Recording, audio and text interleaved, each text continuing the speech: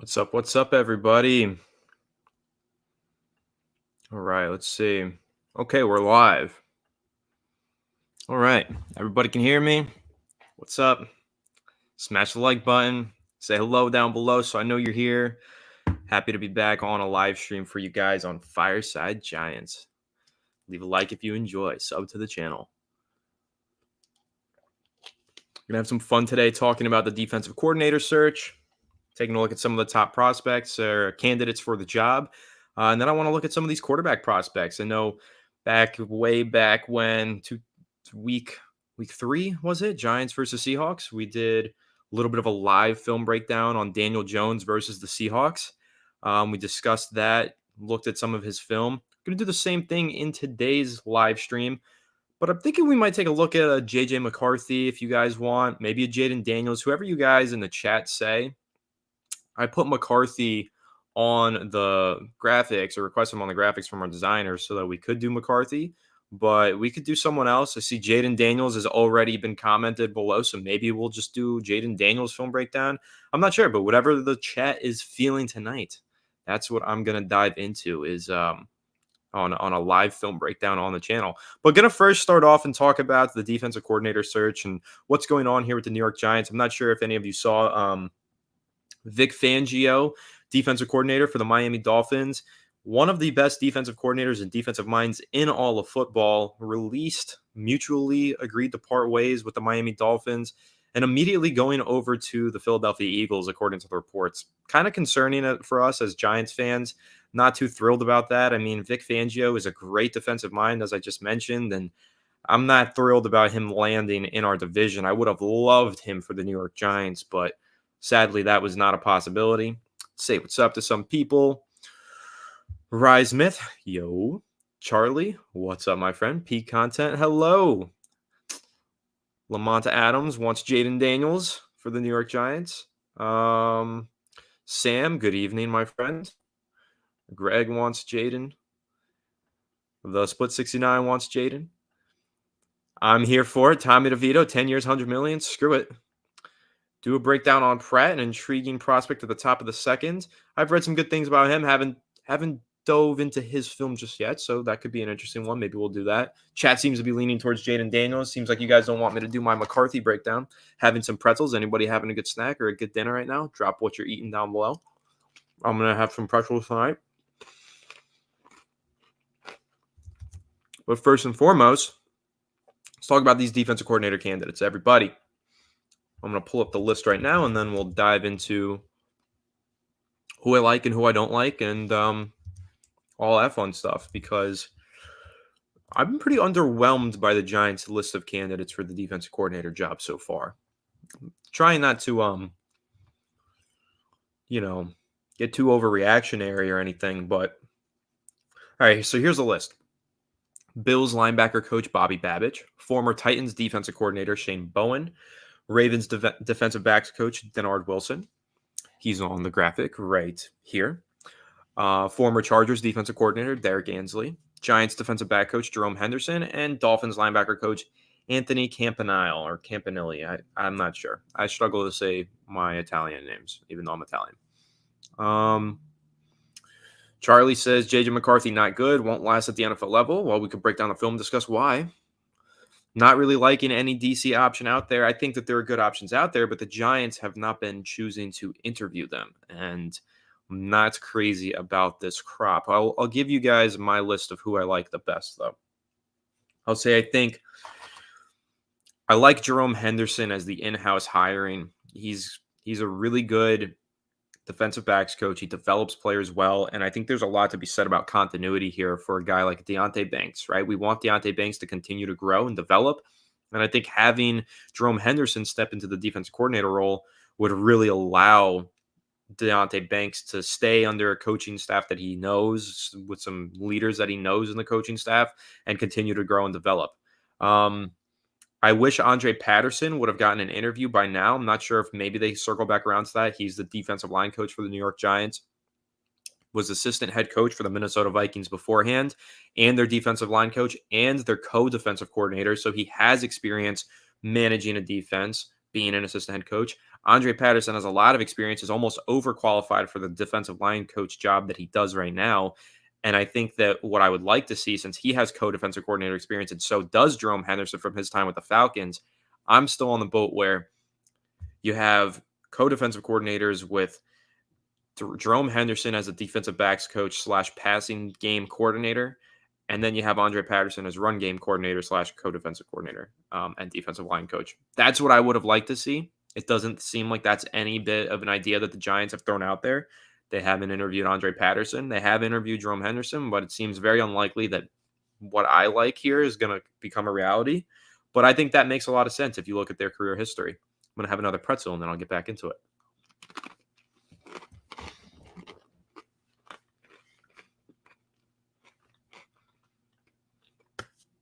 Good question here from Michael. To answer that, what's taking the Giants so long to find these coaches? This is normal, and it's going to take the Giants quite a while to get their coordinators in place. You're probably talking post Super Bowl is when they're going to make their hirings, because what's going on right now in the NFL is there's still a lot of changes at head coach.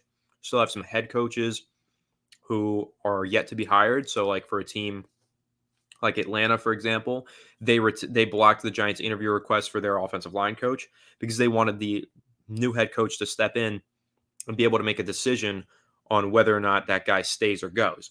Same thing with the Chargers. They're keeping their special teams coordinator. New head coach might come in and bring in a new special teams coordinator, and then he's free. But the Giants aren't going to hire anybody, I don't think. I don't think that they should until all the head coaching vacancies are filled. Those staffs get built out, and then the pieces fall into place for them, because there's guys who aren't available right now who will be. There's guys who are available right now who won't be. And so you kind of have to wait for the landscape of the NFL to take shape with all of these head coaching vacancies before the Giants can actually pinpoint who their new coordinators are going to be, unless they're making an in-house hiring or getting one of these other guys that they're interviewing right now. So it's going to be a little while. It should be. The longer they wait, I think the better, in my opinion. I don't think they need to rush. Unless it was somebody highly coveted, like a Vic Fangio. But again, he's going straight to Philadelphia. Or Leslie Frazier. I've seen Giants fans say the Giants are going to settle for Leslie Frazier. You guys are crazy. Leslie Frazier is a damn good coach. Everywhere he goes, he has a top 5 defense. He has head coaching experience. That would not be settling. That would be hitting a home run. Getting one of the best coaches in football is not a settle. Just because the Giants fans want somebody young and less experienced, like a swing for the fences type hiring. Leslie Frazier is the guy. Like, he is a great defensive coordinator. If the Giants can hire him, I mean, no doubt they should, in my mind, but they haven't requested to interview him. He's been interviewing for head coaching jobs. But again, that's why this is taking so long. Let's see if after he misses out on all the head coaching jobs, which I'm assuming he's going to, then is he open to taking a DC job? Then do the Giants reach out? Does he reach out to them? Do they figure something out and have an interview? So you got to wait. You got to be patient with these things. Keep that stuff in mind. But I think Leslie Frazier is the best candidate for the job. He's the most experienced. He's arguably the best defensive coordinator of the group. It makes a lot of sense. I don't think that's settling like some Giants fans have said. So I like Leslie Frazier, but again, they're not interviewing him, so I don't want to spend all this time on him and discuss him, because it seems like the Giants aren't even interested. But I'm surprised that they're not interested. I don't think it makes much sense personally. But like I said, I haven't been crazy about their DC search so far. Michigan, DC for the Giants. I'll tell you, I don't think that's going to happen. I've been reading reports about Jim Harbaugh. He's likely going to the Los Angeles Chargers, and the rumor has it wherever he goes, his DC is going to follow him and be his defensive coordinator at the next level as well. So I don't think there's any chance of the Giants plucking him from Harbaugh. Harbaugh has a lot of influence and a lot of power. Everybody loves Harbaugh. And if you got an opportunity to play for Harbaugh or work for Harbaugh, you jump at it. So that defensive coordinator, if he still has an opportunity to coach for Harbaugh, he's going to continue to do it, I think. Charlie said, so hard to move from Wink and his scheme. Maybe hiring in-house would keep some same tendencies that were already established within the defense. I say hire in-house. That's a good argument. Personally, I would like to see a change schematically. I think if the Giants are trying to keep the scheme and keep continuity, they should go in-house. They should go with the previously mentioned idea that I have of Jerome Henderson and Andre Patterson as co-coordinators. But I think the selling point for me on a guy like Bills linebacker coach Bobby Babich, who they're going to interview this week, You had this Giants defense that finished 26th or 27th, whatever it was, and saw very little development from its defensive backs, saw very little development from Kayvon Thibodeau, and it's going to tie into this question right here from Cynthia Georgette. Can we go from a 3-4 to a 4-3 defense, which is better for McKinney? Will they keep, or for Kayvon, will they keep McKinney? I would like to see them. It's not so much about going 3-4 to 4-3, but it's more so about the coverage types. If you look at what the Giants did last year, they played man coverage almost half of the time. That's really high. One of the league leading rates. They played it like 49, 46% of the time. It's kind of a lot, kind of ridiculous. It's in the NFL, playing a lot of man coverage means playing 30% of the time is a lot. They were up at 50% almost. I would like to see them run more zone defense. I don't think that they have the man-to-man coverage capabilities. They don't have the lockdown corners who have enough speed to roam the field and play man coverage like that. Deontay Banks does, but outside of that, I think what would serve the Giants best is a more zone-heavy defense with less blitzing, so that the pass rushers are actually pass rushing every play. Because I think a lot of in the lack of productivity from Kayvon Thibodeau, and I think a lot of Giants fans fail to realize this, his one-on-one pass rushing snaps are oftentimes not one-on-one pass rushing snaps. He's almost serving as a decoy. He's playing a contain, or he's running this way to open up this blitzer here, or he's going too far wide so that he can open up a gap between the guard and the tackle, but he can't get to the quarterback doing that so that the blitzer on the inside can get through there. So he's not pass rushing a lot of the time. So it's not just the coverage snaps. A lot of Giants fans pinpoint he was in coverage for 84 snaps, which is too high, I agree. But that's not really the main problem here. It's the fact that the Wink Martindale system wasn't asking him to be a down-to-down pass rusher and go after the quarterback every play. It was asking him to do a lot of decoying. But if the Giants move to this zone coverage defense that just doesn't blitz a whole lot and just plays good coverage, Kayvon's going after the tackle every single play, pass rushing, going after the quarterback. That's what the Giants need to do. The Wink Martindale defense is great, but it doesn't set up for individual success of the players and development of the players at all.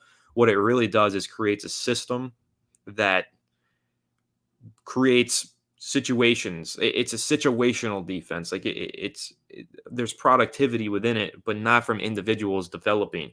So that's why I'm okay with Wink Martindale not being the defensive coordinator of the New York Giants anymore, and why I'm actually excited if they create a pretty large deviation from his scheme. I would like to see a much different scheme.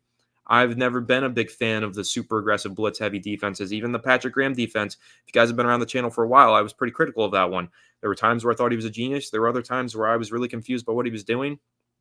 He would have defensive backs 12 yards off the ball on 3rd and 3, or off the line of scrimmage on 3rd and 3. And you'd be like, well, why is that? Well, it's because he was trying to set up some goofy blitz. And then, okay, the quarterback recognized that, a quick slant, and it's a first down. We've seen the same thing with Wink Martindale. These really aggressive blitz heavy defenses, they work in spurts because they create production for certain players, but players don't get that one-on-one production. They don't get that one-on-one development in those defensive schemes. So that's why I'm okay with moving on from Wink Martindale, and why I would like to see Bills linebacker coach Bobby Babich.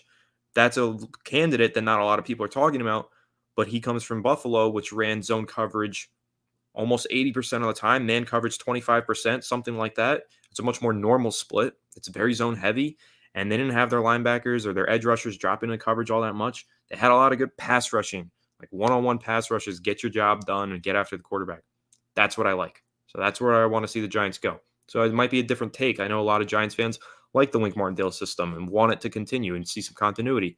I respect that opinion as well. But me personally, I'd like to see the Giants play more zone coverage next year. If they were to run a 4-3 defense with a cover 3 zone, cover 3 is not just zone, guys. Like a cover 3 zone match defense, basically you're playing man coverage on the sidelines. If they go over the middle, you'll follow them in a match coverage, but mainly you're covering an entire zone of one sideline. If you're the cornerbacks, like Deontay Banks, he can lock down an entire third of the field because he's that good. But when you have him playing man and traveling from the left side of the field to the right side of the field to the middle of the field, it creates more opportunities for error. It just creates more opportunities for error. But when you have him just stand there, play coverage on an entire sideline, I mean, then Deontay Banks is going to eat. He's just going to feast. Like, he's just that good. He's such a good coverage guy, and he's so fast, and he's physical. So just give him 1/3 of the field to cover, and he's going to cover it. They make it too complicated in the Wink Martindale defense. There's no reason why Deontay Banks should be traveling 70 yards on a given play from the left side of the hash to the right side of the hash. It's just not necessary. So I would like to see a more normal base of zone coverage defense. That's just personally where I'm at with it, and I think that's what the Giants should shift to. But talking about some of these other candidates, Shane Bowen, defensive coordinator from the Tennessee Titans, you'll see an aggressive defense there. He's got defensive play calling duties, which is great. That's definitely a plus. Denard Wilson doesn't have those play calling duties. I know a lot of Giants fans like him because you think similar to the Wink Martindale defense with blitz heavy, man heavy. Again, that's why I'm maybe colder on Denard Wilson the most. I think he's a great coach. Everywhere Denard Wilson goes, I mean, you get great pass coverage. I think you've got, like, you take a look at Philadelphia's defense with Denard Wilson. Their pass defense was the best in the NFL. You look at Baltimore's defense this year with Denard Wilson, it's the best in the NFL. So Denard Wilson, there's huge selling points on him. He's a good coach. But again, I'd like to know what scheme he's going to be running before I told you how happy I'd be with him. I know that with a Bobby Babbitt, he's going to run something similar to what Buffalo ran. Leslie Frazier, something similar to Buffalo. Talking like a 4-3 zone coverage, not a lot of blitzing. That's what I like. I don't really know what Denard Wilson's defense would look like because he's been with a couple different defenses that play pretty differently from one another, and he's never ran a defense. So he's a wild card. I do have an Instagram. I don't share my personal Instagram, but you can follow Fireside Giants at Fireside Giants on Instagram.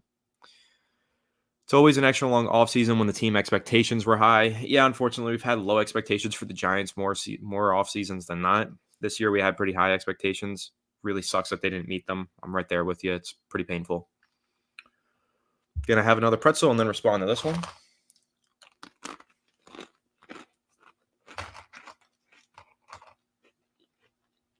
This is a really good question, too. I'm excited to answer this one. If next year goes badly, no, we don't want to think about that. We don't, but we do.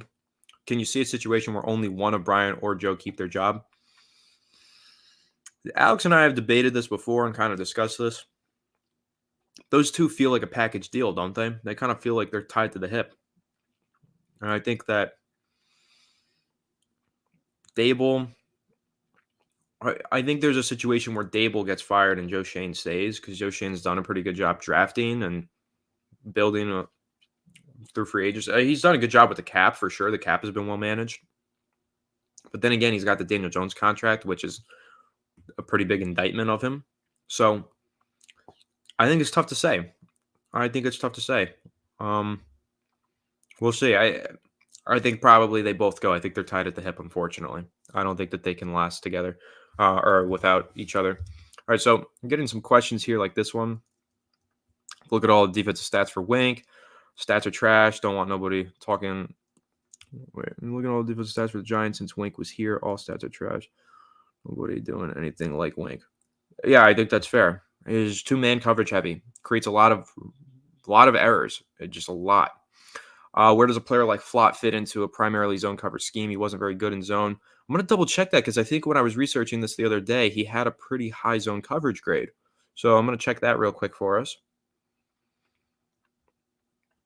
And then kind of discuss what I see with Cordell Flott. Now, he's also a slot cornerback, so it's different because with a slot cornerback, they're going to end up playing more physical and in the running game. So usually you want them in zone for run fits. Cordell Flott had a 53.5 coverage grade in zone and a 54.35 in man and 64.1 in zone. So he actually, according to PFF, statistically was completion percentage in zone was an 85%. So you make a good point. That's not so good. In man, it was 40%. So how the hell these PFF grades get made, I don't know. But yards per reception was 12 in man versus 9 in zone. So I guess that could be why. He had more targets in zone as well. I'm not sure how he would fit. I'd have to research that more to give you a really good answer, but it's a really good question. Happy that you brought that up. But some of the stats would indicate that he's better in zone. Some of them would indicate that he's better in man. So take that for what you will. Let's see. This is a fun one. Hoping the Giants use some of their draft ammo to trade up for J.J. McCarthy if he's in the 27 to 32 range. So I think you guys kind of know where I'm at with JJ McCarthy. I don't want him at number 6. I think that's a terrible reach. Not a good decision to take him in the top 10. But if he's falling in the back end of the first round and the Giants want to get him with a fifth-year option, yeah, I would like to see this as well. I think that, McCarthy I don't take in the top 10, but if I don't take a quarterback in the top 10 and I want a quarterback from the Giants, I would absolutely be open to trading up into the back half of the first round so that you could draft your quarterback with a fifth-year option. The fifth-year option is very important when drafting a quarterback. Another JJ McCarthy supporter is right here. There's JJ. Falcons had a good defense last year. Maybe hire their DC. Could be an option. Not one that the Giants are looking at just yet.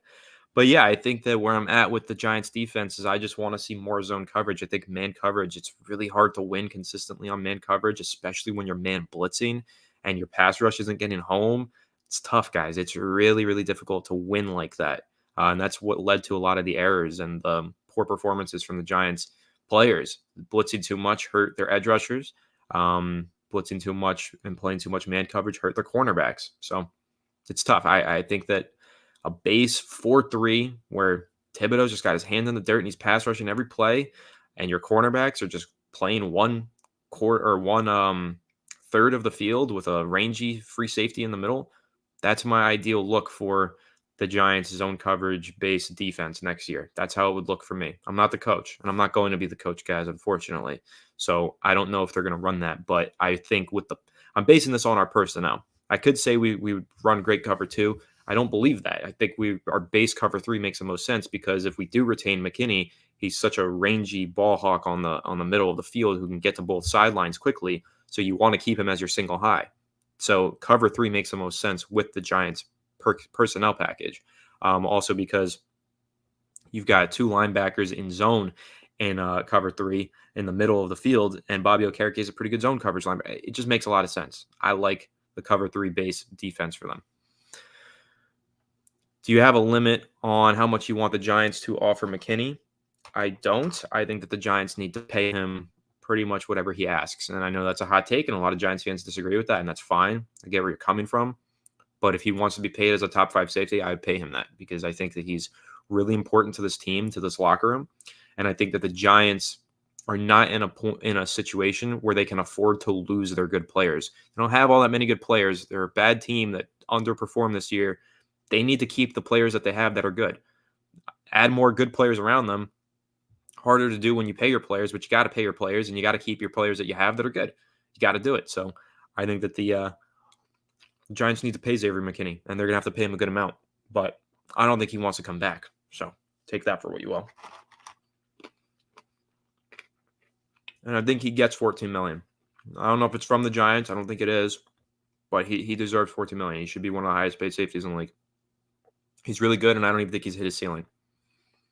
How much is it too much if the Giants want to trade up to number 1 for Caleb or giving up for 3 first-rounders? Some days I wake up and I'm like, yes. Some days I wake up and I'm like, no. Regardless, that's probably the price tag is 3 first-rounders. Anything more than that is too much. But 3 first-rounders is probably a realistic price tag. So that's not too much.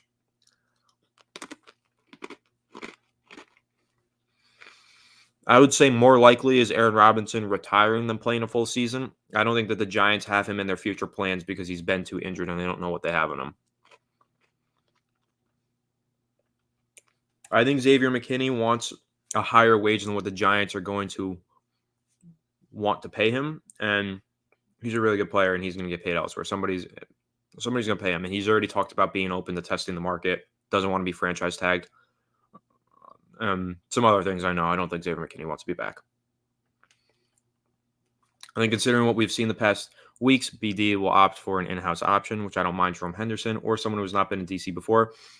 Probably just based on their list of coordinator prospects, their candidates, only 2 of them are former defensive coordinators and the rest are assistants or in-house assistants. So I just don't think they're going to get an experienced defensive coordinator, unfortunately. 100%. I've been making this point pretty much. That's been the majority of my live stream is making this point right here. It makes a lot of sense, guys. Maybe I'll bring a film and I'll break it down for you and show you a cover 3 zone is perfect for the Giants defense. If that was their base and they were running that 50% of their snaps, and then maybe the other 15% is cover 2 or 4, whatever, and the other 15% is, man, that makes a lot of sense to me. But cover 3 should be their primary base defense. Maybe my numbers there with the percentages were completely off, but cover 3 base makes the most sense based on their personnel package. Would Ojulari do better in a 4-3 base? I think with Ojulari and Thibodeau, I think something to keep in mind is that both of those guys are basically playing defensive end in the 3-4, but standing. They're just not hand in the dirt.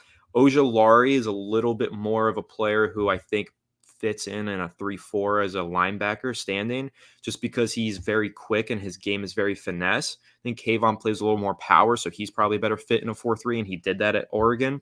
But if my memory serves me well, I think Aziz played a little bit of both at Georgia, but I think his quickness probably lends him better in a 3-4 scheme, but it pretty much translates the same. He'll be fine. Moving down into dirt just means less coverage snaps, less stunts and blitzes. He'd be fine in a 4-3. I don't know if he'd be better or worse. I just think he'd be better. How about Fangio? Fangio seems to already be going to Philadelphia. There's a fly in here, guys. I'm sorry. Seems like Fangio is on his way to Philadelphia. Fangio is, without a doubt, the best defensive coordinator candidate available. But again, he's not available now. But for the 3 seconds that he was the best. But no, he's not going to end up with the New York Giants. I can almost guarantee that. But if he did, I'd be elated. I'd be very excited. Bryce Huff needs to be a top free agent target this offseason for us. I think with a larger role, he could really pop, similar to how we went after Bobby Okereke, and Huff would go nuts. KT and Huff would go nuts. Yeah, I mean, if we could afford to sign Bryce Huff, that would be sick. Unfortunately, I'm not sure if they can. They've got about $14 million in effective cap space, 24 in total cap space. They could free up about another $30 million. Sure, they got to backload contracts. They could get Huff, but then they're probably not going to be able to address the offensive line. They can get Huff, but then they probably can't retain McKinney. So it's kind of tough. I think you're probably going to want to target an edge rusher in the draft. But Bryce Huff is a player we're going to talk about on this channel because he's really good, and he would be great on the New York Giants for sure. But he might be out of their price range. He could command around $15 million on the open market. I don't see anyone above us giving up their spots. And if all 3 quarterbacks are gone, wide receivers, I prefer Bowers to wide receivers. Interesting. Why would you want the number 4 quarterback or number 2 or 3 receiver? Yeah, I mean, you make a good point. You get the number 1 tight end. He's really, really good. But the number 3 receiver is a number 1 receiver in most classes in this class. So he's usually not like Rome Odunze could be a number 1 receiver in some classes. Like in last year's class, with Jordan Addison and them, he's probably the number 1 receiver in that class. So that's kind of the argument there. Is it's not necessarily he's the 3rd best receiver in this class. This class is just extremely good. So I would take Odunze over Bowers, maybe, probably. But I do see where you're coming from with liking Bowers. I think he's great, and I would strongly consider taking him at number 6 if the Giants can't get a quarterback. All right, so now's the time, guys. Comment down below. Pick a college quarterback in this draft that you want me to do a film breakdown. We're about halfway through this live stream. The second half of this live stream, we're going to look at some film. So I got to hear who you want down below. McCarthy, Daniels, Caleb Drake. Let me know. I saw a few comments earlier for McCarthy, saw a few for Daniels. Time to comment down below. Let me know who you want me to break down. We're going to do it live right on here. White wine for a snack. Very nice. Cheers, mate. Kenneth Shedder, first one up, Bo Nix. That's an interesting one. If you guys want Nix, comment down below, guys. Let me see it.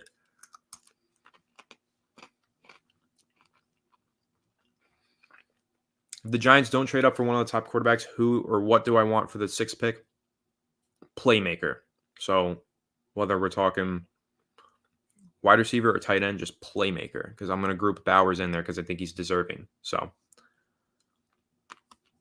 but this is a good argument. Take Bowers in the 1st. There's really good wide receivers in the 2nd. Really, really good wide receivers in the 2nd. Big fan of Xavier Legette out of South Carolina. Keep commenting, guys. Let me see who you guys want me to break down. We're getting mostly McCarthy, I think. I think you guys want me to do JJ McCarthy. He is on the cover. He's who I plan to, but I want to leave it up to you guys. I'm a man of the people. I'm a man of the people. Also, tune in tomorrow, guys, because for tomorrow's episode, we're going to be talking to a former NFL draft scout. His name is Dan Kelly. He used to scout for the New York Jets. He's coming on the channel tomorrow to talk about the quarterback prospects. He doesn't like Caleb Williams. He's very, very cold on him, very high on some other players. So we're just going to break down what he sees from a former draft scout's perspective, ask him about what it's like in a scouting room and a draft room, give you guys some cool perspective there, and just talk about what we like about the quarterbacks and what he likes. So it's going to be fun. Tune into that tomorrow on the channel. 1 o'clock, we're recording it. So probably 3 o'clock, it'll be up. I think Evan Neal can be salvaged at right tackle if he has a good right guard next to him and the offensive line coach is good. But I think the best way to fix his career is to move him to left guard. All right, so looks like Caleb is the pick here for everybody. So let's go ahead and let's take a look at JJ McCarthy. I'm gonna pull him up now, pull up some film, share my screen, and I got something cool here that I want to try out on this episode, guys. It's you're gonna have to bear with me because I haven't used it before, but I got a little telestrator thing because if you were here for the live stream back in, I think it was September when we did the Daniel Jones live film breakdown, I was kind of just pointing with my mouse. I got a telestrator now on here, so I'm hoping that this works out. It should be pretty cool, and we should be able to break down some film and do it in a real cool way. But you gotta bear with me because I've never used it before, so there's definitely gonna be some hiccups here. So stay a little patient with me, but I'm gonna pull it up right now and we're gonna dive into it. How about the Ohio State game? Let's do the Ohio State game. Let's try that. And let me see if I can get this thing to work real quick. What do we think about Jonah Ellis at a Utah edge rusher, 3rd-round pick? I've seen him mocked in 2nd and 3rd. I haven't watched him yet, though. So I'm not going to lie and tell you that I know a lot about him because I don't. So we're going to wait. Wait to give you an answer on that one. All right. Telestrator is working, I think. But I think I'm doing it wrong. I don't know how to use it. You guys got to give me a second. All right, so I'm going to share my screen now. Ultra Crimson Lotus, what's up? What's up? You think Azidu will be the starting left guard? I think there's a good chance of that, but I think that they're going to I think they're going to draft or sign somebody, I think. How would you feel if the Giants take Joe Alt at 6? I'm not going to lie to you. I would feel really crappy. I think he's a great prospect, guys. Don't get me wrong. He's a really good offensive tackle. Phenomenal prospect. I don't think the Giants are in a situation where they can draft another tackle in the top 10. They've done it too often, and it hasn't worked out. They need to get some proven talent, in my opinion. All right, let's do this. Share screen. All right, so you guys could see it. We're going to try this out again, guys. Bear with me on this. I'm not sure. Hold on. We got a background behind this. It's not supposed to be there. Oops. All right, guys, bear with me. We're going to try this out, this Telestrator app. I have not used this yet. So let's see. Is it showing up? It's not even showing up. That's a shame. All right, guys, let me troubleshoot that, and then we'll see. One last try here. If it doesn't work, we'll just talk about the film. Okay, here we go. Telestrator app. There it is. Look at that. That's pretty cool, huh? All right, still not working. Hold on. 1 second, guys. Okay, now it should work. Oh, I see. Okay, hold on. I got it now, guys. I got it.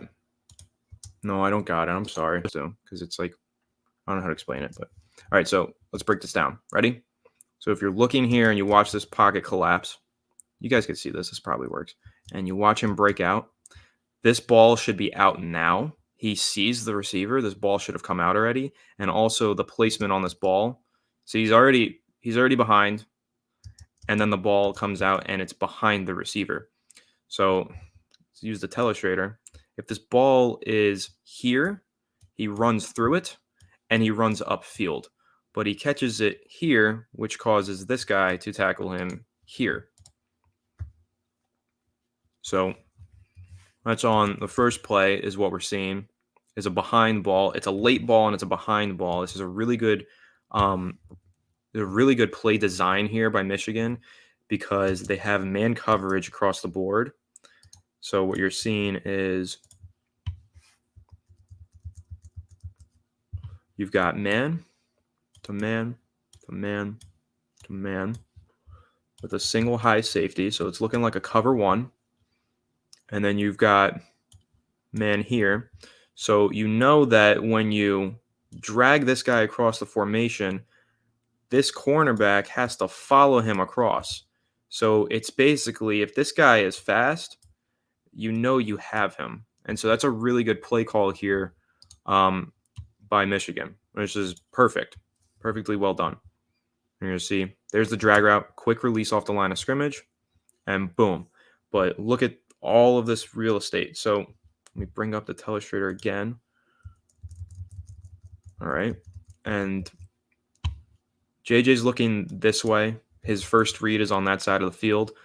But if you're looking at this wide open space here for this receiver, if he's able to get here quicker, recognize this open space, and get to this receiver, he can hit him in stride and give him all of this room to run, but he's late on it. So you're going to see bails on this pocket probably a little too quickly. He probably could have hung in here. He probably could have just for a second.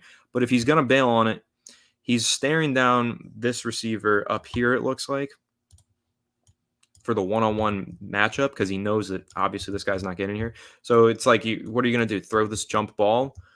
You got to know your route here, and you got to know that you've got this drag coming across, and he doesn't see that, but this ball gets here really late, and so, again, it's a minimal gain when this really should have been at least a first down.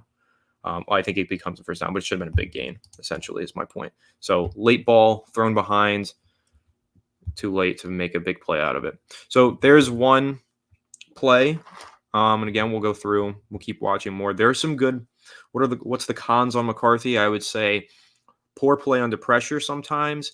Not enough experience throwing the ball. Michigan didn't ask him to throw. They had a very run-heavy offense, and they didn't ask him to throw. This play is a breakdown in communication between him and the receiver. I can't blame anybody there. It's not his fault. But one thing you'll notice, again, you got man coverage up here. Actually, excuse me, this is cover 3. But this is exactly what I was explaining earlier when we were talking about defense coordinators. Let me chew this pretzel and then I'll explain it.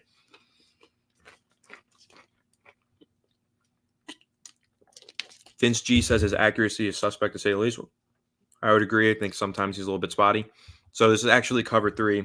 And this is what I was trying to explain earlier when we were talking about the defensive coordinator search, is you don't have to play man coverage to man up. What you do in a cover 3 is this guy is covering this entire portion of the field.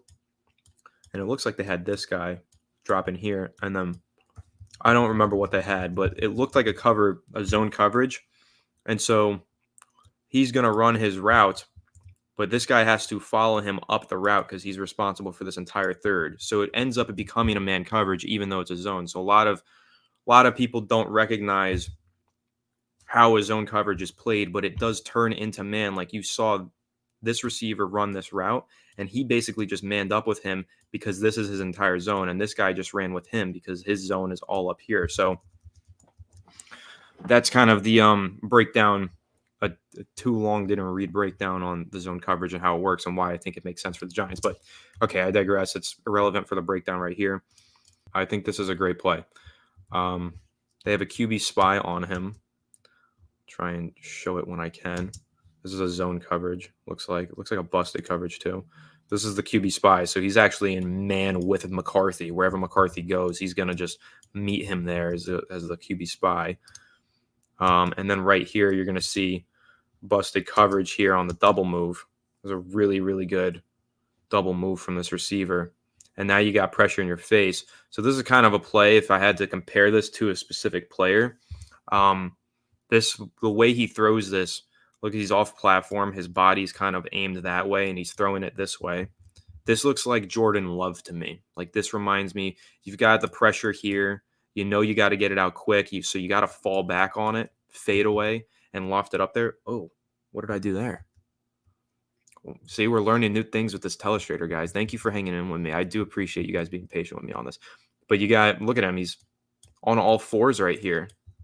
He got toasted. So now you got all this space, so you know that you just hang it out there. Now the ball does come up a little bit short. The ball should probably lead him this way. It probably hangs in there and lands, more that way. So you don't get a whole lot of yards after catch. When you beat him this badly, you want to get that ball in stride and go. But because he's got pressure in his face, you can kind of excuse it. But this is kind of the difference, which is why I've seen some fans say this is the best quarterback in the class with J.J. McCarthy, and I just think unequivocally that's false. That's incorrect because you've got a guy like Caleb Williams who is lofting this thing out to about the 20-yard line in perfect stride, and it's going to be a touchdown every time. But with McCarthy, he makes the play, and he does a great job of reading this, seeing this guy get open, and making this fadeaway throw. But the accuracy on this fadeaway throw is average rather than elite. And in the NFL, is average good enough?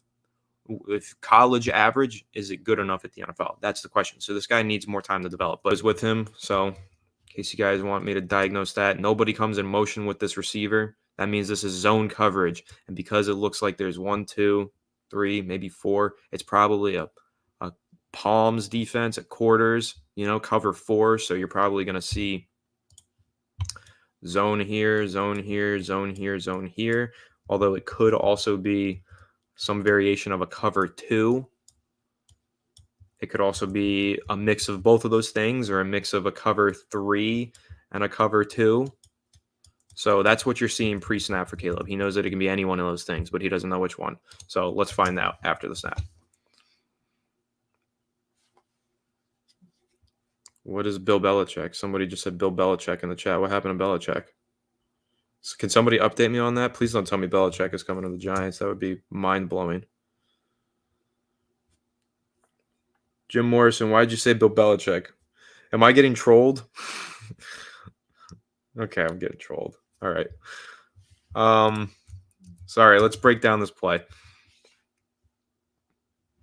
All right, so I actually like this throw, and this decision is okay. So what you ended up getting was a disguised zone defense that I'm not good enough to diagnose just yet. What you do see is an outbreaking route here. He knows that this guy's leverage is playing a little inside. I will say I think that he missed one. I think that clearly this is where you wanted to go with this ball. So poor decision there. You got the outbreaker. You have to make a perfect throw to complete this. So on this play, I would say McCarthy gets a knock for missing an open read.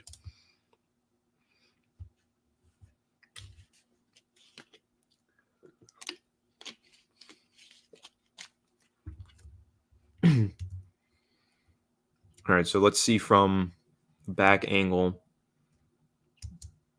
Yeah, so you see that guy's breaking.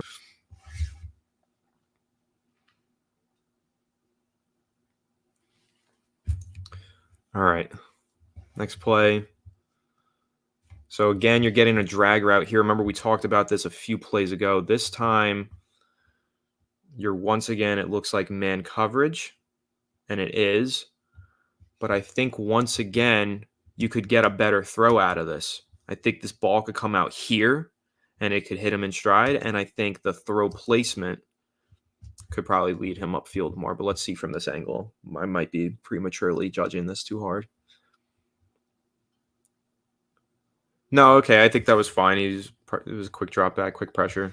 That was okay. Okay play. Not the best, but okay. All right, next. Next up, single coverage at the top of the screen. Doesn't go that way. Here's another miss, guys. That's a miss. So it's a good read, though.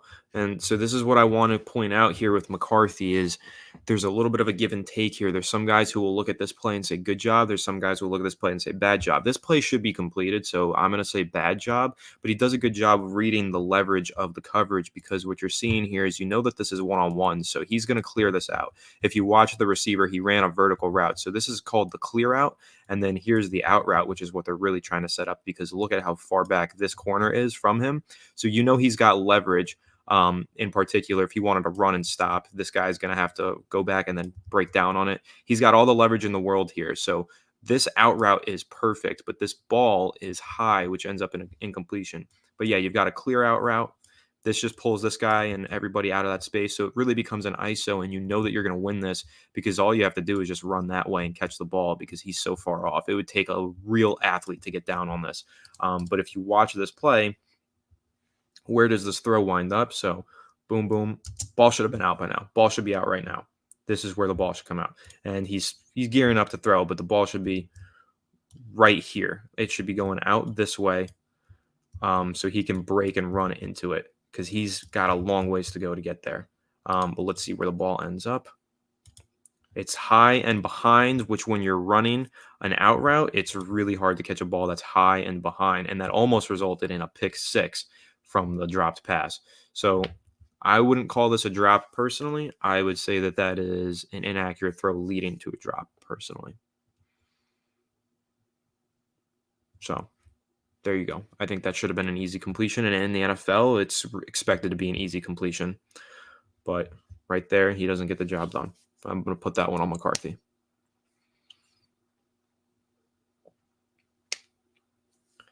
All right, his Ohio State defense is giving McCarthy some fits. By the way, this is 2022. I didn't realize that. This is last year. So maybe we'll actually jump over and do the 2023 game instead, but for that one.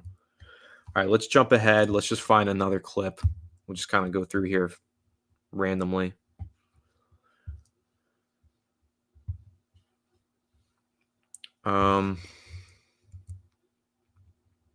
Let's see. You guys want to do a 2023 game? I feel like that makes more sense. More close to his finished product version. So let's do that. How about the Penn State game? Big rivalry game. It's only 6 minutes of footage. We can go through all of this. Let's do it.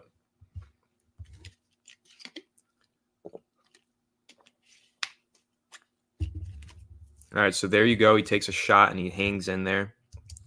Right tackle gets absolutely worked like Evan Neal. This might be Chop Robinson. Somebody, if you guys could search and tell me what number Chop Robinson is, because this might be him. That's a prospect I'm looking at in the second round for the Giants. I just don't remember what number he is. But you're going to see this right tackle get beat here pretty badly. This little man right there. Yep, just completely off. And so if you're looking at this from the Giants' perspective, you're like, you're going to say, okay, right tackle got beat and he hung in there and made a good throw. He could probably do that on the Giants because we know the right tackle is always going to be getting beat. So let's see. Oops. Yeah, I like that throw under pressure. Chop Robinson's 44. Thank you. Thank you. So that was Chop Robinson. Oof. Drilled McCarthy there. Drilled him. Look at that. Oh, right in the ribs. This is zone coverage. It's a really good job by McCarthy to diagnose a lot of space here. You can fit that ball in. That's a pro throw. That is an NFL throw.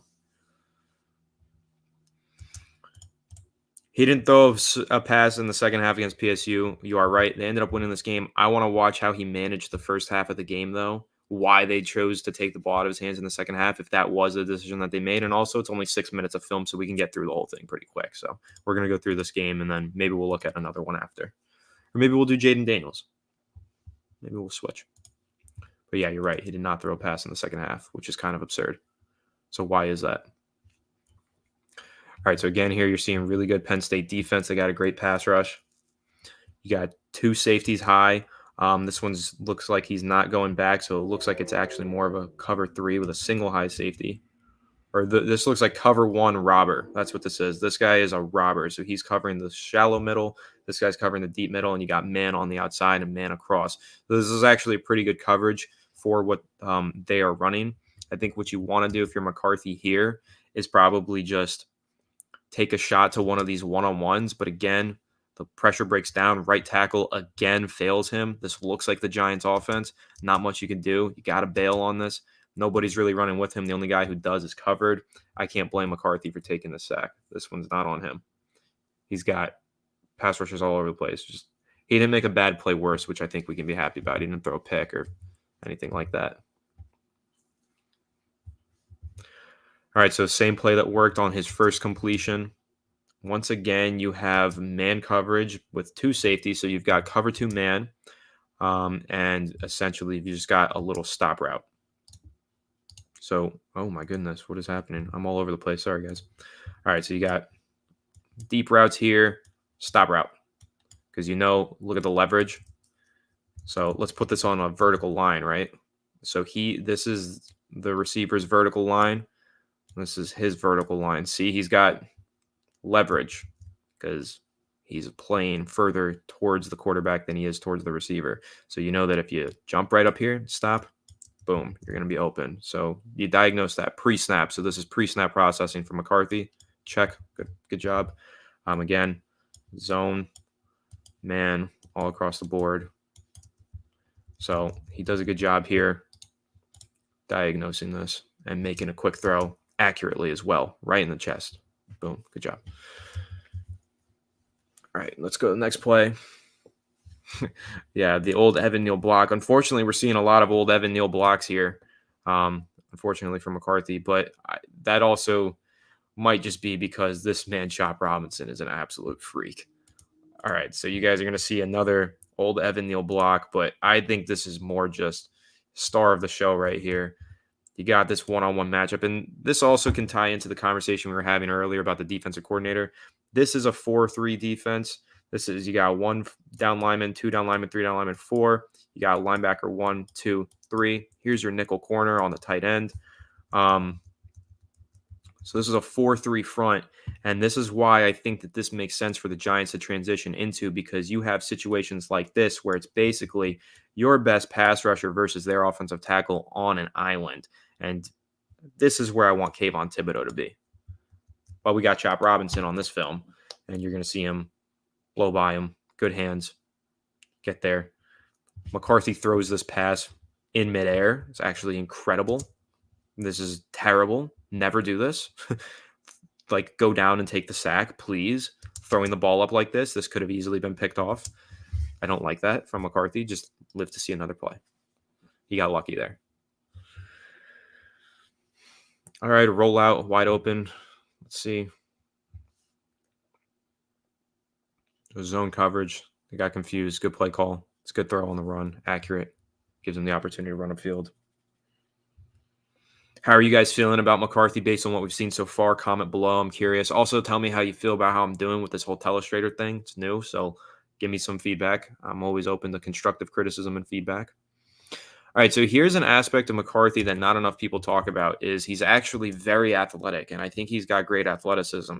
So you're going to see a designed run play here, and what we're going to see, motion on this side to pull this defender away. He's out of the play now. And then you got 2 pulling guards. So it's really a power lead block here for McCarthy as the runner. And I like that he's got his blocks all set up. I got to give credit to the linemen and the receivers. Really good job here. They've got everybody they've got Chop sealed off. That's the star that we just showed earlier. He's sealed off there. And I think that he does a really good job following his blocks, though. I mean, he's got all this space to run into. But he does a really good job running into it. And he's very athletic. McCarthy is very athletic. All right, so everybody's saying no to McCarthy, not liking it so far. I want to try and find – he does have some good throws. Here's a screen. We don't need to break down a screen. I know I'm not selling you guys on him. I'm not necessarily trying to. I'm just kind of showing the plays and letting you guys make your own determination. So here's a touchdown, but it's a screen. So I'm not praising him for that. One thing that I'll say, it's a good arm angle. I think he's got a good arm angle there. Or it wasn't a touchdown. Maybe it was. I don't know. This is another good throw. This one's on time. He's got wide open man here. He's on the run. Zips it in there. That's a good throw. No complaints here. He's under significant pressure again. I'll say I think his play under pressure in this game has been really good outside of that one terrible throw that he just threw up into the middle of the air. I think so far it's been pretty good under pressure in this game. But I think the answer to our question, though, that we decided that we were going to set out to answer when we clicked on the Penn State film was, why did they take the ball out of McCarthy's hands in the second half? Like, why did they ask him not to throw a single pass? And I think we've found the answer on this film to be McCarthy is not the answer to that question. They didn't take the ball out of McCarthy's hands because he wasn't playing well. He's playing fine. They took it out of his hands because his offensive line could not pass protect, and they were going to get him killed if they kept giving him the ball. So I think that's the answer to that question. And I think that's a good positive outcome. I think that's a positive answer to receive to that question, is that it was the offensive line that caused them to stop throwing the ball in the second half. It wasn't McCarthy. Good thing here, nobody open. He makes a move and he runs upfield. Again, he's sneaky athletic, guys. I really do like his athleticism. But yeah, everybody's covering on the bootleg. Run upfield. Good play. On the keeper. Zone read. Good job. Can't take that hit, though. You got to slide. Got to get down. Slide right there. Nope. Goes for extra yardage. Takes too big of a hit. Yes, J.J. McCarthy did declare for the draft.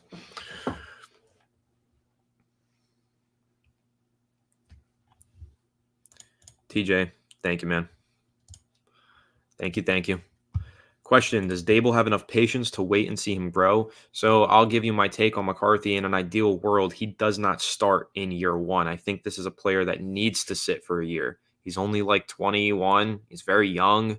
He doesn't have a lot of experience throwing the ball in big games. He needs to sit. So if Brian Dable doesn't have the patience, it says more about Brian Dable than it does about McCarthy. All right, so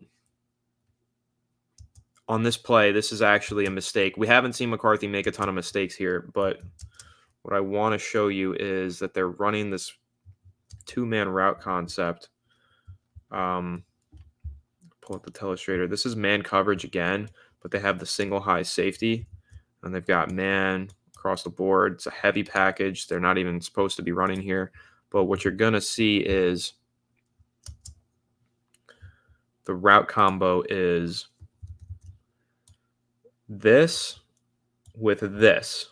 So you're reading, McCarthy has to read this. So with these two routes, where is this guy going? Is he covering this or is he covering this? And what you're going to see here is he covers the deep one. So where should this ball have gone? If he covered this, this is your single coverage. This is your one-on-one. So this ball should have gone here for a big gain and a first down. Instead, the ball goes here in double coverage. Incomplete. So this is a bad read from McCarthy. Bad play.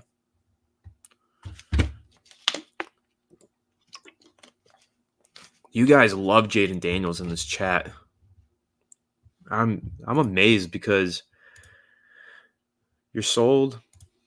You've got, I don't mind if we trade up for the first, but you want it to be Daniels. It's rare that you find NFL fans that want Jayden Daniels with the first overall pick. And a lot of you guys have been commenting lately in our chat that you want Jayden Daniels first overall. I'm interested to see how that shapes out in April. All right, so it looks like we are done with this McCarthy film. So overall, guys, here's my final take on him. A lot of room to grow. Smart, good processor, good arm, accuracy issues, play under pressure issues, and just needs more time to develop, guys. That's what I think it is with McCarthy. I think McCarthy would have benefited a lot from staying in college for one more year. But with Harbaugh leaving, I understand why he chose to leave as well. Plus, he just won a national championship. He's accomplished everything there is to accomplish. So, yeah, I'd say move up into the NFL. But again, this is a player. He's going to want to sit for a little while. Crimson, Daniel Jones V2, I wouldn't go that way because I think the processing is a little bit better with McCarthy. I maybe didn't show it on the film that we watched, but I think he gets from read 1 to 2 to 3 better than Jones. Jones kind of locks in on one and takes it. I think McCarthy has more plays on film that I didn't necessarily show where he goes through the progressions better, and so can read the defense a little bit better. So I'll say not Daniel Jones V2. I don't know what my pro comp would be for him, but I wouldn't go with that comparison. Let's see. There's a shot Jayden Daniels could drop at 6. Doubt it. I doubt it too. I think there's a good chance he does go number 1. It's my hot take, but we'll see. Staying out of the draft pick and stuff, too much work, and I have zero control over anyway, so whatever happens, it's not even worth having an opinion on. Okay, that's fair, valid. I respect that. I have to have an opinion, and I think it's fun watching the college players making an opinion and seeing if you're right or wrong, just for fun. It is for me. What do I think of Jordan Travis? Put Travis Jordan. It's Jordan Travis before he got hurt. I was really rooting for him because he is from the high school that's 5 minutes from my house, the Benjamin School in Palm Beach Gardens, Florida. So I was really rooting for him, and I'm sick to my stomach that he got hurt. I have a lot of friends who went to Benjamin that played football with Jordan Travis and are friends with him. And it stinks that he got hurt. It really does. I think that he was a draftable player before the injury. We'll see if he gets drafted now that he has the injury. I hope he does because he deserves it. And he's talented. He's good at what he does. Okay, so I'm going to continue. Yeah, I think Jordan Travis is going to be a day 3 pick. I'm going to continue to share my screen, but I'm going to stop it for a second here. I think he is. Bill, I appreciate you tuning in. I was only going to go for an hour, but I like you guys a lot. And I appreciate you guys hanging out with me and the compliments you've given me. So let's do a little Jayden Daniels film, and then I'm going to go have dinner. I'm going to stay on a little longer for you guys. Let's see. We're going to do a little bit. We're going to do like a half a game. I'm going to give you guys some bonus content today. Share screen. No. Almost shared the wrong one. Here we go. But TJ, I got to warn you, since I am doing the bonus content, I am having some bonus pretzels. 2 pretzels. I'll mute myself.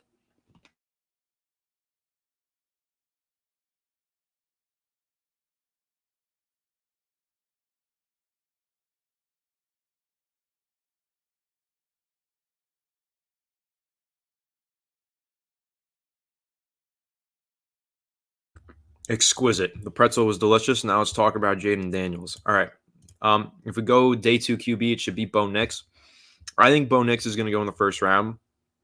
If he is there in day 2 and the Giants haven't taken a quarterback, I would love Bo Nix.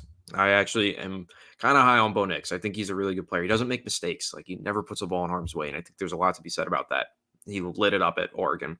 So he would be my pick for the day 2 quarterback, I think, as well. I like him a lot. Love Jayden Daniels because when he runs, I mean, he is gone super freaking fast. Absolutely. Let's take a look at it. Let's dive into it. It's fun to watch Jayden Daniels play football. Should have done the Alabama game. I already watched that one. I could give you more insight.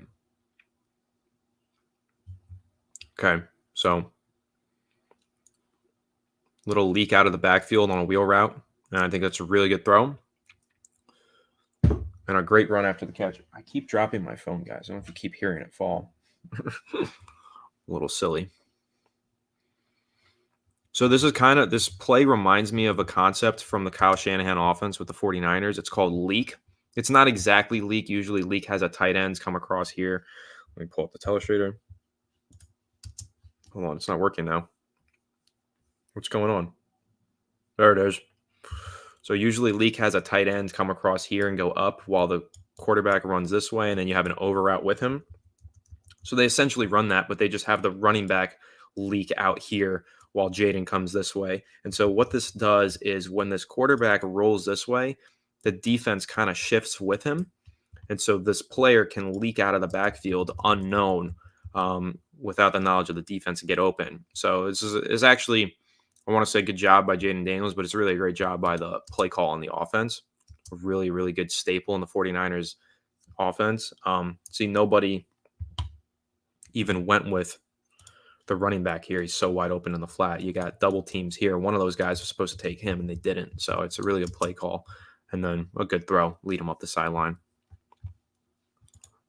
Oh, it's not showing? Okay, I know what I did wrong. Hold on, guys. I'll fix it. My bad. Thank you for the heads up. Here we go. I just broke down a whole play. I'm not going to do it again. I think you guys probably got the idea, but we'll move on to a new play. Yes, good footwork. Good call on that. It was good footwork. Also, I like in this offense that there's a lot of pre-snap motion. Makes it more pro style because there's a lot of motion in NFL offenses now. Yeah, guys, my bad on that. It'll show on the next one. All right, and then here you see Jayden Daniels. This is a flaw for him that I really don't like, is he takes a lot of hits. First of all, just look at him standing there. He's very skinny, but when you've got 3 guys in front of you like this, go down, please. Don't barrel your way into them and get hurt. This is how you get hurt. Look, and it's aggressive. They're throwing you to the ground. Yeah, he got flagged for it, but don't put your body in harm's way there. Jayden Daniels puts himself in harm's way quite a lot. All right, on this play, I'm going to knock Daniels on this one because I think this ball came out late. It's just a simple goal line fade. Pretty sure it's all across the board. You got fade here. I think it's fade and probably just a one-on-one ISO, whatever. And you know they're bringing heat. You know it's single man coverage here. So what you're going to see, and yeah, please live to fight another play. It was hard to see DJ go down. He runs it. I agree with you, man. I think on that last play, just go down, you know? So you got fade route here, but my problem with this fade is I think that it should have come out sooner. So you got ready, ball is snapped, ball is in his hands, drop. Now you throw one hit. You don't even have to hit. You just take your drop and you fade it up there. He waits a little while. I think the ball comes out flat, incomplete. So I think he could have given a better ball there. Could have come out sooner. Well, this throw is sick, but I don't know if it's necessarily the right throw because what they do here is you've got pick play and then you've got deep out route. So it's a kind of like a smash concept because you've got the low read and the high read, but the pick play actually seems to break open in my opinion. So they probably could have thrown that.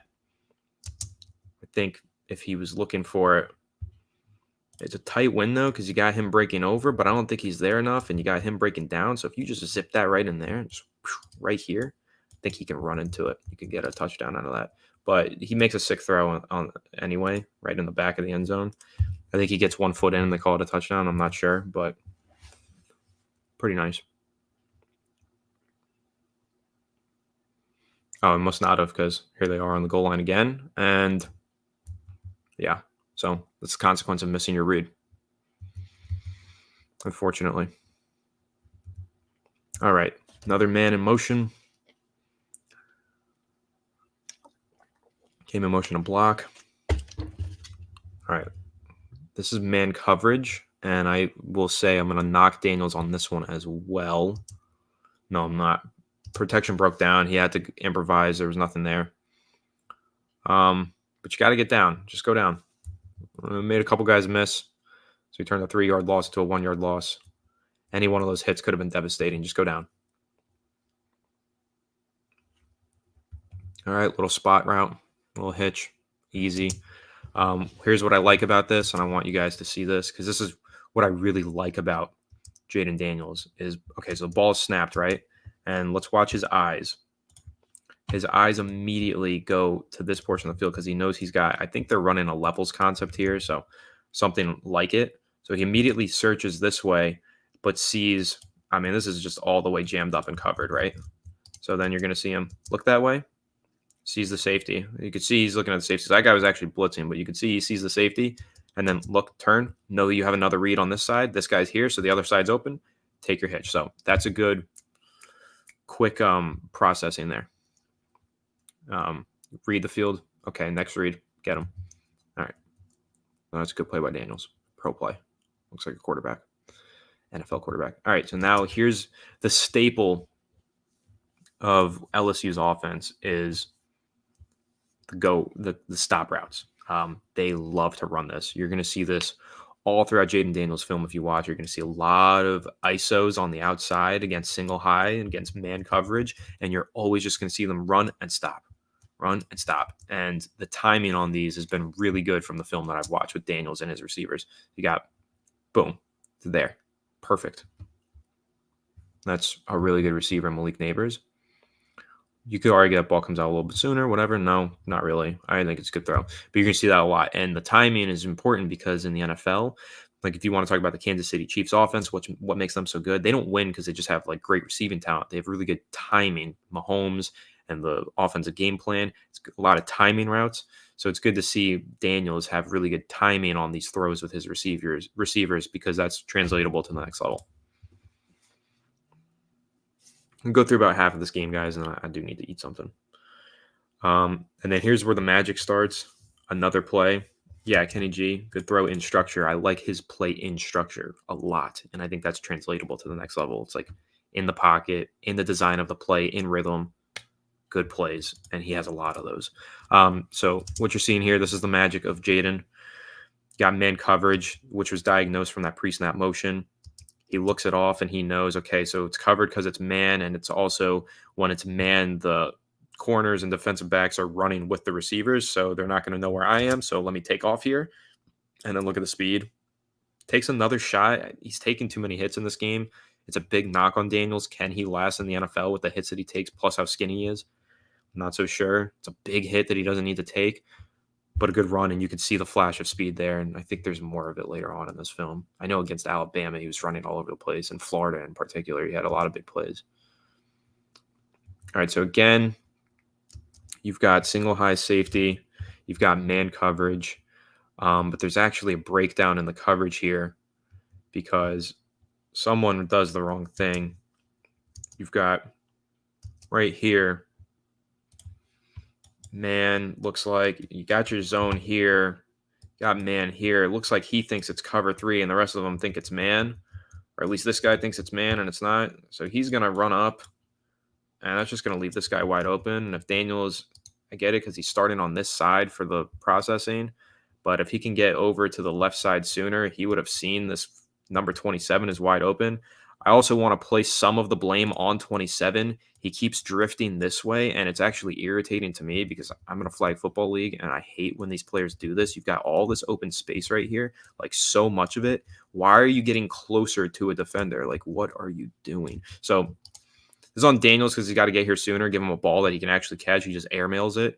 But also, don't drift towards the defense. Drift towards the open space, and he's wide open. You could just – so I think it's almost miscommunication. I blame Daniels because he's got to get there sooner, give him a better ball, but I also blame the running back because it's inexcusable that he was drifting towards the defense there. All right, so here's another really good throw in structure, which is, again, I want to point that out. If you're once again seeing man coverage, I'm pretty sure that they're going to shift out of man coverage after a little while in this game. But you're going to see it's cover 2 man. You got 2 deep safeties. You got man, man, man, man. And what they're going to do here is run some little out route here. You love out routes versus man coverage. They're very hard to guard. So you got nice, boom, and it's well-timed. It's right on the money. Good throw, and a lot of run after the catch there. LSU is really talented. They got a lot of good players on this team. Perfect. He read the coverage, knew it was man coverage, and knew where his route was going to be, and he put it on him. It's a good throw. All right, next play, got away from him. Little quick RPO almost. Looks like there was a hold on that. I think the flag came up. Yep. I think the ball was a little too quick, though. High. Well, it can't be too quick because it's RPO, but ball came out high. All right, good placement on the screen. Some yards up the field. Drag route here. Was there anything that he left on the table? No, that's the right read. It's a fine throw. Maybe a little late. Kind of tough, though, because he almost ran into his own guy. Next play. Also the right read. Once again, are facing 2 high safety. Drag route, gets behind the linebacker. It's perfectly timed. Good throw. Should we try bubble screens with Wandale? Absolutely. I think the Giants need to create more opportunities for the receivers to get the ball in space. I think Wandale Robinson is one of those players. I also think that Jalen Hyatt has been severely underutilized in that. All they have him do is run straight and do cardio. Give him some screens and see what he can do underneath. He's fast, so let him outrun people with the ball in his hands. But yeah, definitely with Wandale. All right, so this play cracks me up because it looks so ridiculous, and it is so ridiculous. You're not going to find too many. You're not going to find many hits that are harder than this for a quarterback to take, and it's purely on him. There is zero reason why this man should be hurtling into a crowd of traffic like this, just asking to get killed. You cannot do that in the NFL. You cannot. You will be out of the league in a year. I mean, come on here. This is just bad. So, again, that's one of the main points that Jayden Daniels needs to improve on is protecting his body, especially because he is very skinny and undersized. He did take the hardest hits. The hits that he took were ridiculous, and they were on him. They weren't on his line. They were on him. I don't like this throw into double coverage. He's got an opportunity here. I have seen the hit against Ole Miss, Kenny G. It was crazy. He's got more space because they're on the right hash. So I think he should know that this guy's going to rotate here quicker than this guy's going to rotate here. It's go route here. It's go route here. He looks this way, and I think he sees this safety, but for some reason doesn't mind this one. I think this ball should have went to the left side go. Yeah, 100%. All right, next play. Still hasn't learned his lesson, taking another hit. I mean, not much you can do. It's quarterback designed to run, but like when it's just not there, just drop to the floor. Peyton Manning was really good at that for what it's worth. I know it's kind of hard to compare anybody to Peyton. All right, so once again, you're seeing those timing routes. And this one I really like because he looks to the left side, sees that it's not there for him, and then takes the timing route on the right, and it's perfectly timed. So got to catch that.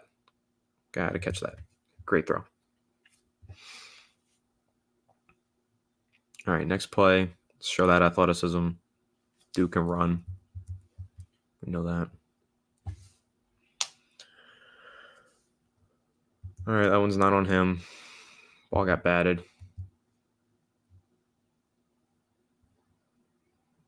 It is great that he can run, but he does have to protect himself. But then you're going to see a play like this where, I mean, come on. How many players in the NFL can do this? Not many. Not many quarterbacks in the NFL can make this play. Great juke there. Keep going. Get upfield. Be faster than everybody. Another great juke. Hits his head there. Doesn't protect his body again, but still.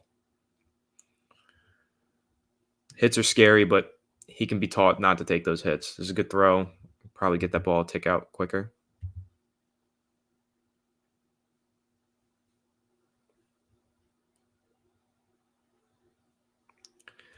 Yeah, just Lamar Jackson. I agree with you. But here's another play where, again, taking hits, fighting for extra yards. You love it when it works. You hate it when it doesn't, right? I mean, so easy to get hurt on a play like this. But all right, so let's look at this one again.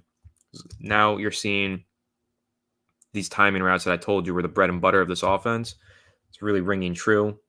They brought this guy in motion, tip the hat. It's man coverage. So, you know, you've got Malik Neighbors, your star of the show here, one-on-one. He's going to win that stop route. So you just got stops, whatever the hell these guys want to do, just let them do.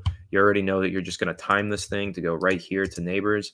And if your timing is right, even if it's tight coverage, the ball is so perfect that the cornerback can't get there in time and it's a catch. Like, this is pro throw, NFL throw. Great stuff. Next play. Another good throw. You got to catch those to drop. But once again, more man coverage. I don't know why they're facing so much man coverage, considering he's kind of been dialing it up and eating it. But you had this cornerback with outside leverage in this man coverage. You know it's man, and you've got this cornerback giving him this. So, you know, you can read that and see that throw is going to be open, and it is. And it's well thrown. That needs to be caught.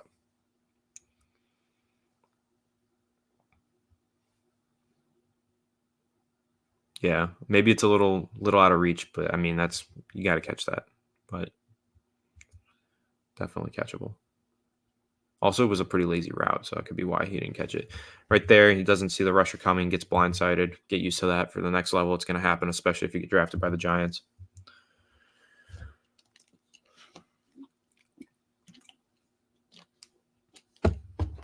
Another good run, but again, fighting for those extra yards. You love it when it works. You hate it when it doesn't. He's going to get hurt eventually. He keeps doing it. Once again, stop routes on the outside. This one against off coverage, against cover 3, it looks like. Yep. Zone match. And good throw. Not much you could say there. Guy's wide open. Try and speed through the rest of this. He didn't throw many deep balls in the first half of this one. Disappointed. It's a good back shoulder throw. Wasn't there. It's good coverage. I'm not going to blame him for that one. Oh, you know what? Maybe that could have been a better throw. All right, I'll say he could have made a better throw there. All right, so that time, bad timing, bad. So let me explain what happened here. So on these stop routes that I've been mentioning that are so good and so effective for this LSU offense, oftentimes they're actually go routes, but if they're not there, they stop on it. It's an option. So what happened here was this receiver was running this go. So Jayden was throwing a back shoulder fade here to try and meet him on his go. But the coverage was really tight. So he runs it and then he stops. Jayden thinks he's going to keep going. So he throws it like here rather than here. That's what happened. It's nobody's fault here. That's what I see. I don't think that he was expecting him to stop there. All right, improvise. Here's a knock on Daniels when he improvises. Like, let's say play breaks down. It's time to run. I don't see him find an open man usually. And you'll see he has one here on the left side. If he was able to improvise long enough, find that guy, get through his progressions, know at least where he was. Maybe he, does that thing where a quarterback kind of flips that way. I don't think he needed a bail in this pocket in the first place. Actually, it looks like the offensive line did an okay job. I think he could have kept standing in here.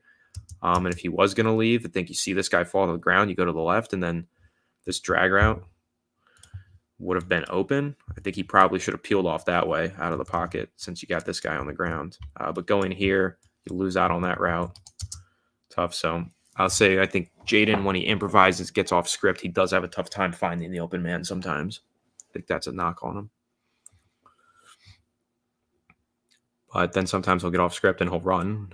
Then sometimes he'll get the ball on a designed run. He'll make plays like this. But again, I've never seen the man slide, and he needs to learn how to slide. Like, he gets upfield. Look, he's so fast. Gets past that linebacker. All right, slide. And no, he just gets drilled by a safety for no reason. Not good. All right, another good throw there to Malik Neighbors. Malik Neighbors is sick, guys. I would love him on the Giants if they don't go with a quarterback. Absolutely love him. Good play there. Way to flip it out. Give him plenty of room to run upfield.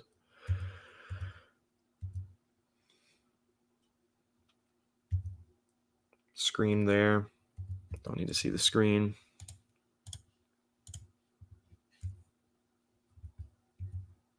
Oh, is that going to work now? I'm trying to make it load faster so we can get through each play quicker.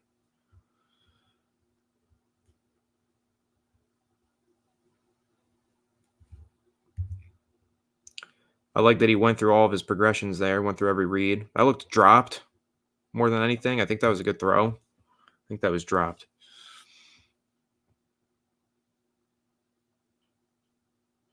Yeah, and again, so nobody runs this route in this draft class better than Malik Neighbors. I mean, look at that route.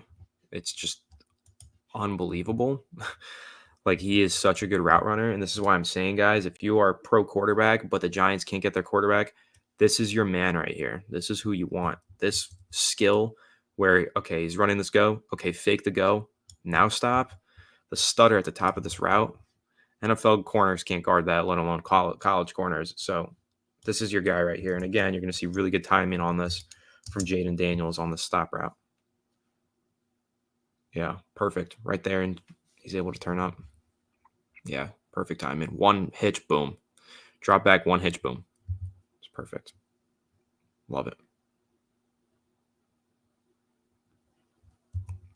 It's one of the rare examples of a game where he wasn't just dropping bombs downfield all game long, but I do believe that there's one on here. Here's another good throw on an out route against man coverage.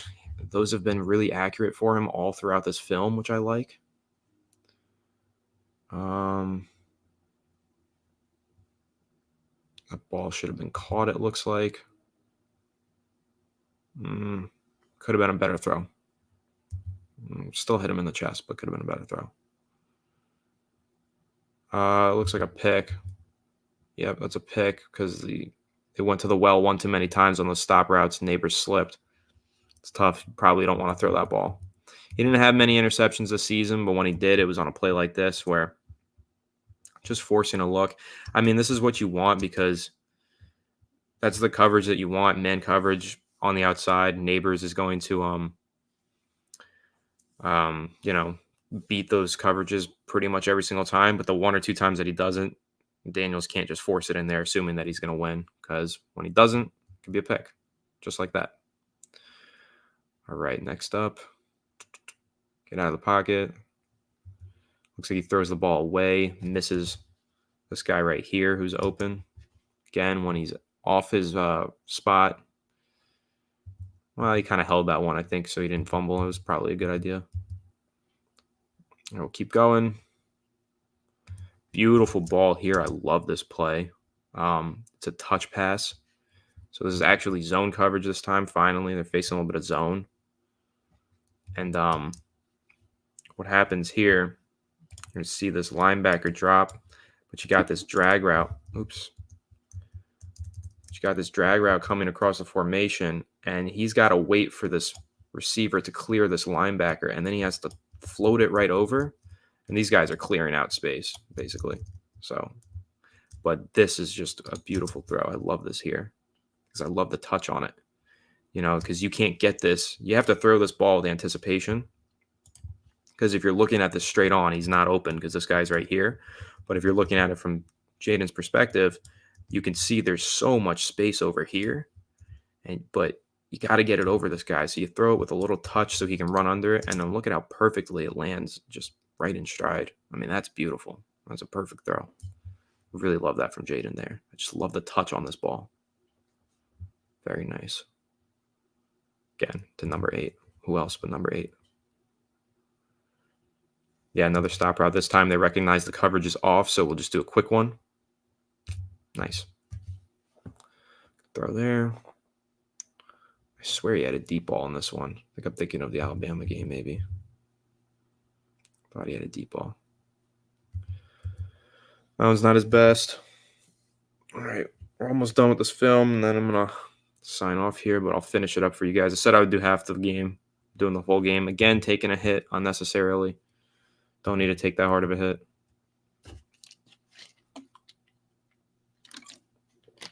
Another stop route. That one probably a little late, and I think he had something deep that was better. Probably take that one-on-one shot to 17. I think really what you're seeing here is FSU just had a really damn good football team this year. As great as Jayden was, I think this is probably the worst game on his film, which is unfortunate that I accidentally chose Jayden and McCarthy's worst game, so I'm sorry for that one, guys. But this is a great throw, though. This results in, I think, a touchdown. A lot of you might like the idea of Brian Thomas Jr. in the second round of the draft, and this is why, because he's got a unique ability to catch the ball and get it in stride and go with the ball in his hands after the catch. So this is looks like a cover 2 deep safety. Looks like it was a man coverage as well. So what you'll like to see here is, yeah, so it's actually a disguise. I got tricked on the disguise. This is cover 3. You're going to see this cornerback right here. He's playing it like it's cover 2 man, but then he just immediately bails up the field because he's playing a cover 3. And then you're going to see this guy drop in here with him, and he's going to rotate here. So it's a cover 3 look, and then he's in the flats. So cover 3 on this one. I got tricked. But what you know about cover 3 is that you can indeed take these one-on-one shots. So this guy's like trailing here, but this is a really one-on-one back shoulder fade because he actually a really good job by Jayden Daniels on this play to diagnose this post-snap, because pre-snap it's very much a cover two. But if you're looking at him here, his eyes are on this safety and he's reading this. And so I think he recognizes, okay, this is actually a cover three, because I think he gets to here and he sees this one-on-one. So he knows that he can put this back shoulder on the sideline, and he does quite perfectly. And then it's Brian Thomas Jr. just accelerates, and holy crap, he's fast. Those are really good, though. Really good play by Jayden Daniels. Good pre-snap to post-snap processing. And then the ball right in there on the sideline. Brian Thomas Jr. does the rest. So the Giants go Jayden at 6. You might want them to go Brian Thomas Jr. at 39, which is where they're picking in the second round. So lastly, just because I love you guys so much, I'm going to do one last fun thing for you, and I'm going to show you just like one play from the Alabama game that I really like. I did show you full game there for Jayden. If I can find this one. This is Jayden and this is Malik Neighbors. So I've been studying these two a lot lately, and so this is a great play in this game because, first of all, Alabama runs a pro defense. Like, this is a NFL level defense, right? You got the man coming across here, and this is cover one. It's the one beforehand, but I just want to show you guys Malik Neighbors is here on the slot. This cornerback has a lot of leverage on him, so usually when the cornerback is this far off, you probably just want to run something quick so that he doesn't have a chance to get on you. Neighbors says no. Let's take a look at this.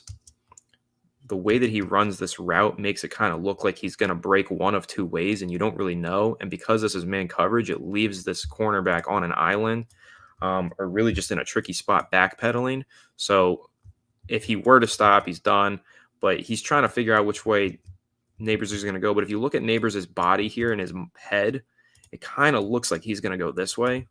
He's really selling that on this route. But then he just breaks this thing up here and just blows by him because he's super fast. And then this throw is just absolutely perfect. I mean, breadbasket. Dropped in there. Touchdown. So I really like both of these guys. Giants fans really want a quarterback at 6. If you don't get your quarterback, this man making this catch for this touchdown right here, that's who you want. You want Malik Neighbors, in my opinion. So it'll be a lot of fun, guys, once the draft rolls around. I'm going to do a lot more of these film breakdowns. They're a little taxing. They're long and all that, but I do like doing them. They're a lot of fun. So if you guys like them, just make sure that you leave a like and smash that like button so that I know you really do enjoy this, especially if you're watching this not live. If you're watching the recording the next day, slam that like button so that I know you want me to do more of this. Comment below that you want me to do more. Give me some specific players and prospects that you want me to break down, all that stuff. I really like to listen to your feedback and kind of let you guys dictate what gets shown on this channel. You guys tell us what you want to see. So you want to see me do more of these? Let me know down below and I will. But thank you all who tuned in with me for the full thing. Long live stream here. Thank you for any of you who popped in for 2 seconds. I appreciate all of the support, all of the love and viewership from you guys. I do appreciate it, and I really do hope that you enjoyed this and gained something out of it, and had some fun talking Giants football with me. So thank you guys, everybody, for tuning in. But gonna wrap this one up. Kenny G, do another QB session, then receivers. I'm gonna continue to do quarterbacks. Maybe I'll do more Jayden, maybe some Caleb, maybe some Drake. Get through all of them, and obviously I'll look at some of those receivers as well for you guys. Happy to break those down for you. TJ, thank you. Appreciate you guys. I'm going to go ahead and wrap this one up, but thanks again, and I'll see you guys soon. And stay tuned. Tune into the episode tomorrow. We're going to be interviewing a former NFL draft scout. Should have some cool insight there, so stay tuned, and see you guys on the next one. Have a good one, and let's go Giants.